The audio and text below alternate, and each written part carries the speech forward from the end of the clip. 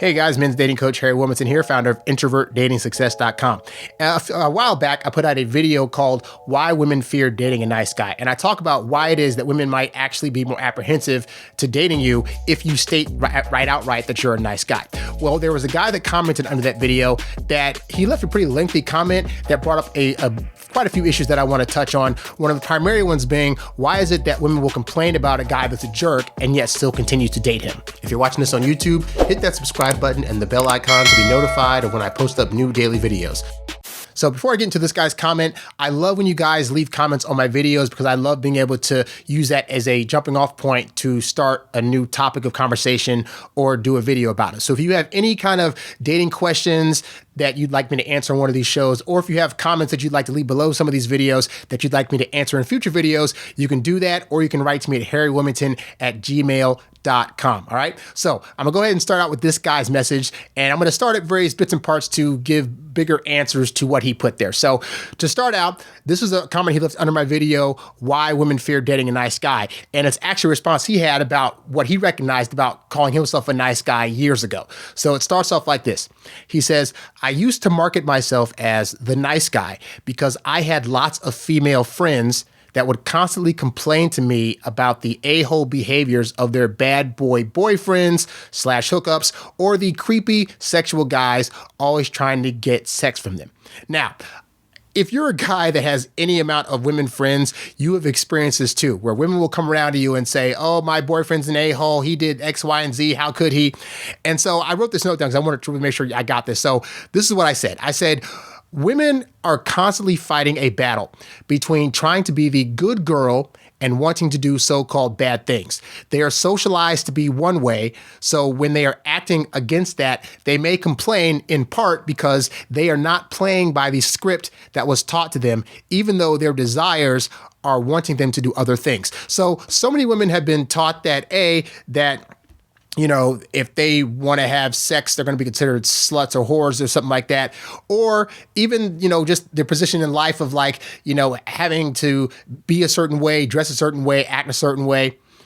And so women of their own accord have their own dating journey and their own BS to have to fight through when it comes to actual relationships because, they might be feeling some kind of way about a guy and they might want to act on those things, but then society's telling them that they can't. And then, unfortunately, because there are so many men that are coming usually after them, they experience a lot of beta male behavior, meaning there are constantly guys coming to them, wanting to offer them things, wanting to give them things, wanting to do things that they ask of them without any kind of hesitation.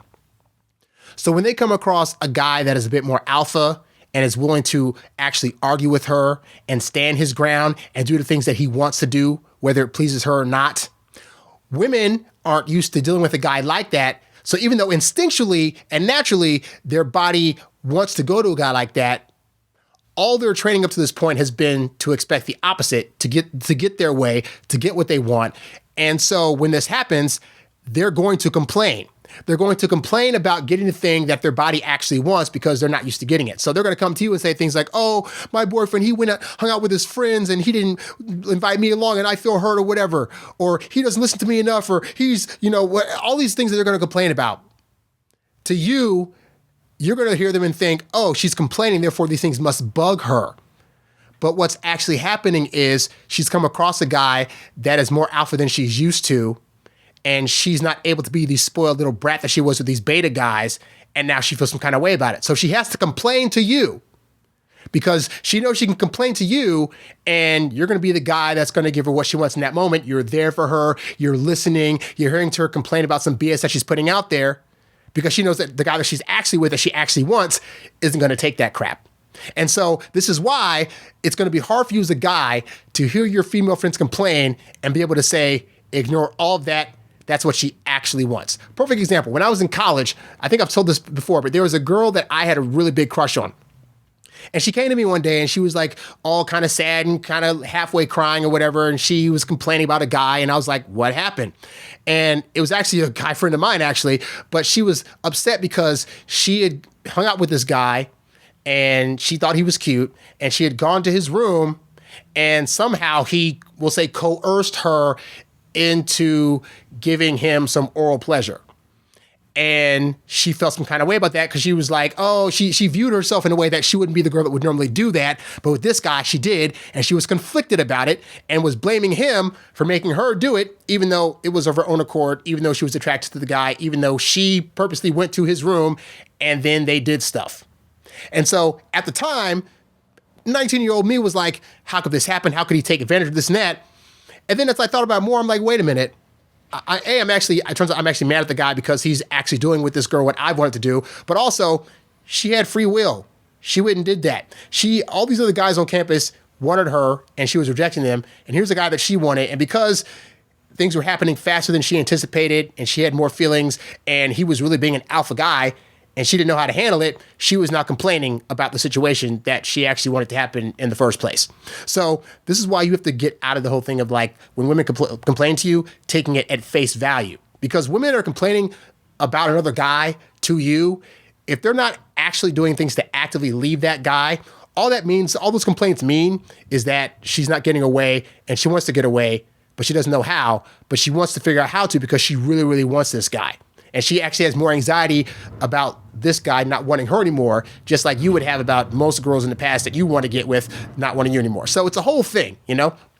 But anyway, continuing on, he said, I had low self-esteem, so I internalized all this as a form of male guilt and essentially tried to separate myself from the other men because I felt guilty and ashamed of being a man because of the gross actions of other men. And I used to do this too. I was that guy that was like, oh my gosh, like all these other men out there that women complain about are doing toxic things. So I need to be the complete opposite of that. So instead of being the overly sexual guy, I'll just remain a virgin and tell women that I'm a virgin, that I don't do that thing. And I won't make any kind of crass jokes and I won't be doing all these other kinds of actions that allegedly toxic men were doing. So I could be that clean cut, nice guy that women are going to want. And if you're anything like me in my experience, you know that you got no women out of that as a result. And the few times that you did get women attracted to you, once you displayed even more of your nice guy traits, it kind of turned them off. So this is the unfortunate side effect, unfortunately, of a society that has taught men that all masculinity is bad. If you try to hit on a girl, then you're bad. If you try to, kiss her without her consent, you're bad. If you have any kind of sexual thoughts whatsoever about her, then you're bad. And the reality is women that want you to have those feelings. It's only women that don't want you that don't want that. Like if you come to a woman and you're trying to be overtly sexual and she doesn't already have an attraction to you, then yeah, to her, it's going to be toxic. To a woman that actually has strong feelings for you, it's everything she wants from you in the whole world.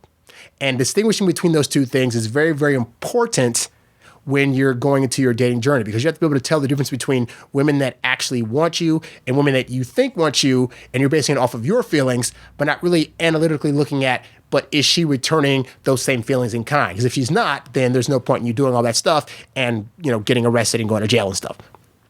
Continuing, he says, it took me a long time to realize that when I said I'm a nice guy to women, what my actions and behavior said was I'm ashamed of my manhood and sexually repressing myself. But what woman would want a guy that's actively disempowering himself in some abstract act of virtue?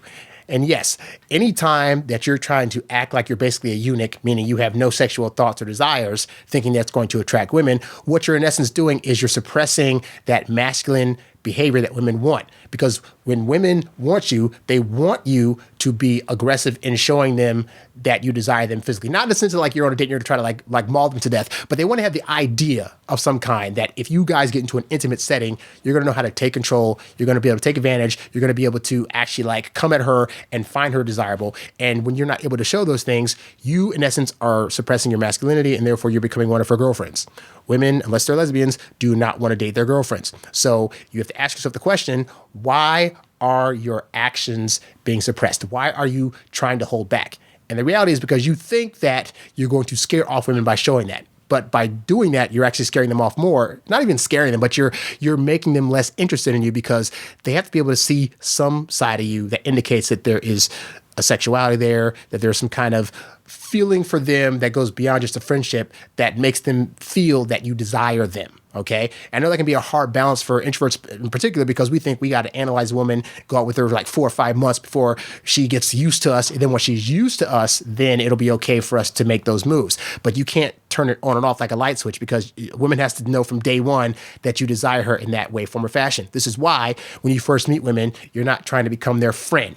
You meet them and you're asking for phone numbers. You're calling them and asking them on actual dates. All these actions are indicators to women that you see them in some form of fashion, whether it's in a relationship fashion or hookup fashion, but it points it more towards a relationship angle or a hookup angle versus a friendship avenue. Once you point it in the direction of a friendship avenue, then you've lost. And again, I say you because it is your responsibility. Yes, she has the right to a refusal to say no to your advances, but you have to put the notice out there that you were looking for this woman beyond just a particular friendship. Now, this does not mean that when you do that, upon the first date, she's going to assume you automatically want a relationship. But it does mean that you're letting her know you're exploring the relationship hookup avenue versus the friendship avenue. Continuing, he says, it astounds me because I never really meet women that feel guilt for the actions of other women that genuinely hurt men, but I see this behavior in a lot of other men too. Isn't that funny? That like we say, okay, because these other men are acting this way, I don't want to be that way. And keep in mind, we don't even notice the part where like those other men are actually getting the results that we want. Like, oh, these men are toxic and they're saying these things to women and they're being all sexual and blah, blah, blah, but they're actually getting women. They're actually having hookups. They're actually getting into relationships. But to his point, women don't do that. Women don't say like, well, all these other women are doing this thing, so I'm going to do something different. Most women are like, I'm going to do the same thing because I want the same results. Like they're doing this, all these kind of ways with men and they're getting men, so I'm going to do those same things too. And rarely are they apologetic for any kind of, we'll say, toxic femininity or any kind of actions that females are used to doing that they don't get punished for. They're like, well, they're doing it, I'm doing it too, so what's the big deal? So you need to be unapologetic. You need to be unapologetic for how you approach the world in your masculine frame. You need to be unapologetic for liking sex, for wanting women, for finding them desirable, for being attracted to them visually. Like I know you hear this thing about women want a guy that's just going to like them for their mind and more than their sex. But realistically, until you've spent some time with them, you don't know that. All you have to go on is what they look like. And when you talk to them, ideally what they sound like. Okay. So don't feel bad that that's how you best figure out, at least in the initial stages, if you're going to want to pursue a woman or not. Now, once you get to know her a bit, you can start opening up. Oh, she looks great and she has a smart brain. She has a good job, et cetera, et cetera. But in terms of how you were initially attracted, there is nothing to be ashamed about. Continuing. He says, I believe it's a product from socially conditioning women to take the victim role and the constant portrayal of men as victimizers. Guys take everything to the extreme, whether it's either you're a helpless nice guy or a flagrant a-hole. And that's somewhat true. Like we definitely have been taught over time that traditionally men are the ones that are causing all the toxicity in the world. And because there's two sexes, I do not believe that. I think that because men are typically more stronger and more domineering, that they have the better means typically to be that type of guy. But there are so many guys out there that don't feel like they have that power. And there are so many guys out there that of the two sexes, they feel like the woman has most of the power because they're the ones that, again, have the right to first refusal. Like more women are getting more, I don't know what's I'm looking for. They're getting more opportunities to be able to reject men than men get to reject women, unless they're, a high status guy. Or if you're an older guy like me, you start to realize that as you get older, you get more confident, and just having that confidence alone will attract more women to you than when you're, say, in your early 20s or 30s or whatever, and you don't quite have that confidence down. You don't really know yourself all the way. Really knowing yourself is the biggest thing to be able to determine how much power you actually have in the dating game. And so that can go on both sides. If a woman knows herself all the way, then she'll have more power. If a guy knows himself and authentically fine with who he is and what he does and his position in the world, then you will typically have more power by default. Okay. But yeah, this whole thing of like, men are ones that are like victimizing women and this and that is something that is portrayed very much in the media, especially all these like murder shows out now. It's insane. So there can be that tilt there, but understand that is not a complete truth. Okay. So he said the thing about men taking things to the extreme, whether you're either a helpless nice guy or a flagrant a-hole. And I do believe that men feel that, especially introverted guys. We feel sometimes like, well, I don't want to be the nice guy, not get girls, but I don't want to not be who I am and be an a-hole and then hurt women's feelings just to sleep with them. And I don't think they understand that it's not that, I think I said this before, women aren't necessarily falling for guys because they're a-holes, but they're falling for a-hole guys because they are typically showing more traits that are of a masculine energy than nice guys who are typically showing traits that are of a more feminine energy. You can be a guy that is not an a-hole to women and still show masculine traits that are going to attract them and keep them around, okay?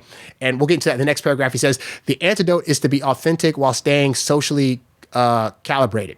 Women want masculine men that understand when it's appropriate to be a gentleman and when it's appropriate to be a bad boy.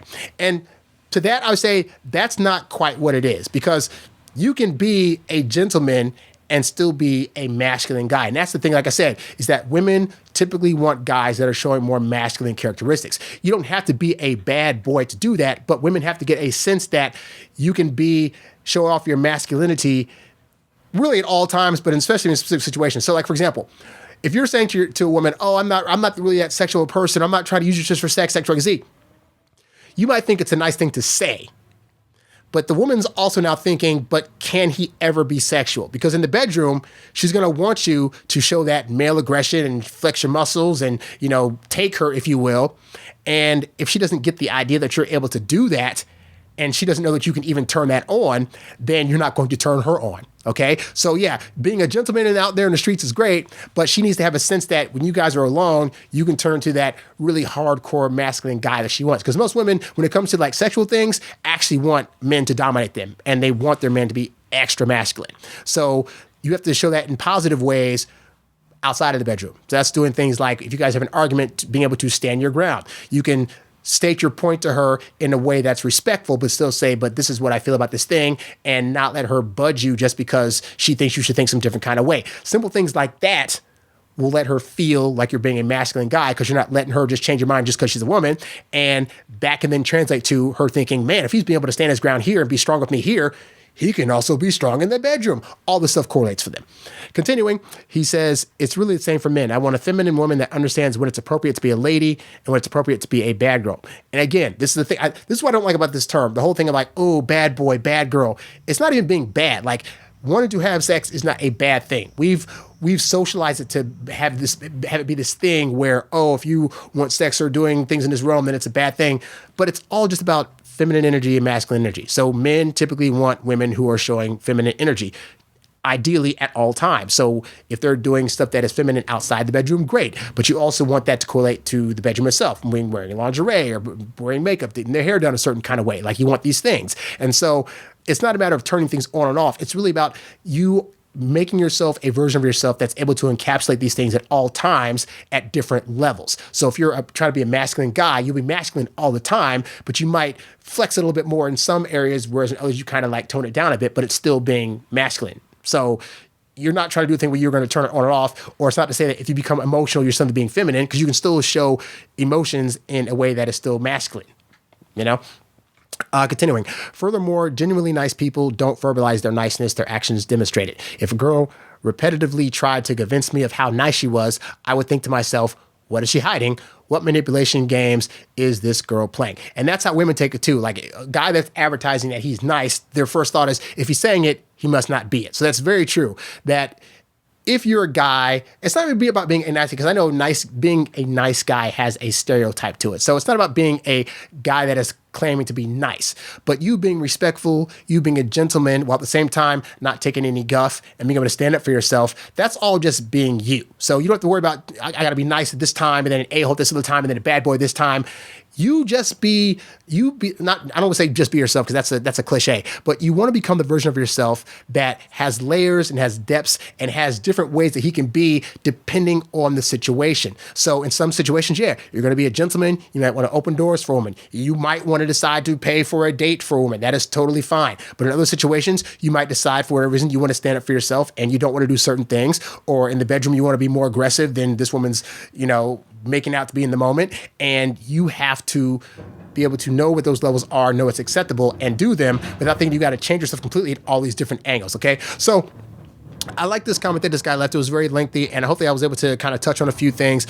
But in reference to the first part specifically, like, it's not that, again, that women are trying to fall for jerks necessarily, but you got to understand that when women come to you and complain about stuff about guys, those complaints aren't always warranted in the sense that you're thinking. Those complaints don't necessarily mean that she's upset with this thing. It's more like she's upset that she's not getting her way.